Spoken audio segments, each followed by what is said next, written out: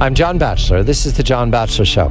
Francis Rose of Federal News Radio is here. Francis's show each afternoon in Washington on the drive home records the vicissitudes of being a federal worker. This is the federal workforce that is now in review.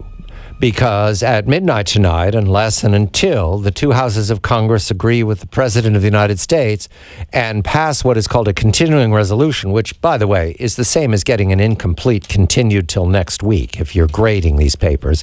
They haven't done their work. They haven't even come forward for conferences to arrange the omnibus bills that are the federal budget. The continuing resolution is just throwing a lot of cash on the table and saying, see, we can negotiate a little longer this year.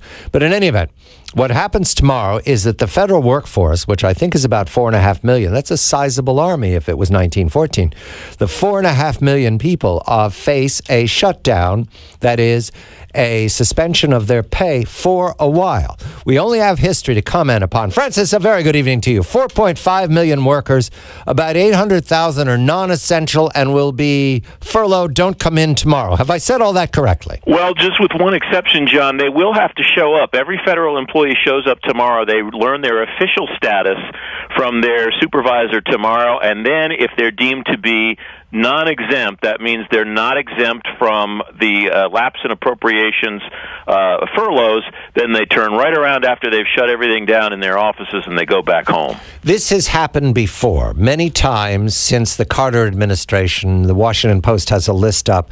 Sometimes they're about things like, should we build a great big supercarrier to fight the Soviets, or a little bitty supercarrier because the Soviets are no longer our enemy? Believe me, Congress has fought over things like this. That has led to shutdowns, sometimes a couple of days, sometimes 10 days.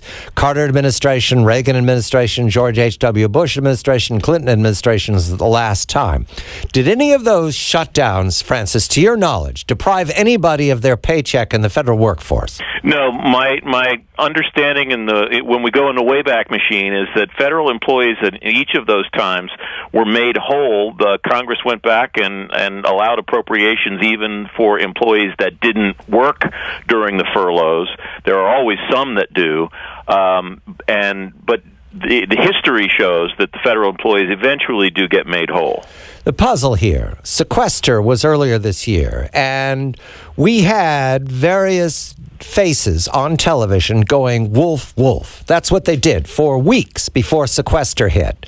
To my knowledge, the wolf has not shown up for sequester.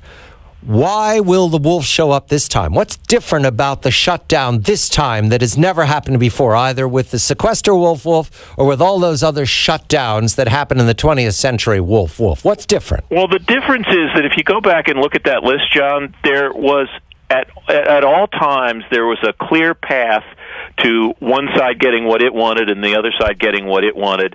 And this is different because there doesn't appear to be a clear path. We're seeing at this hour the Senate has voted down once again the House's Plan B. 54-46. They're on to Plan C. Plan C is expected to fail. Right. And we're already at close to the witching hour. It's not too long until midnight.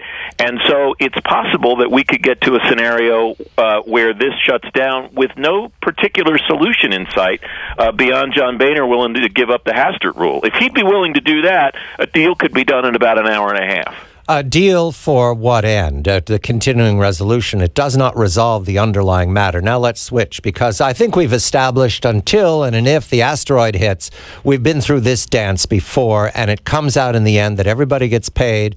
There's a lot of blame shifting and finger pointing, but underneath this is the Affordable Care Act. That also begins at midnight.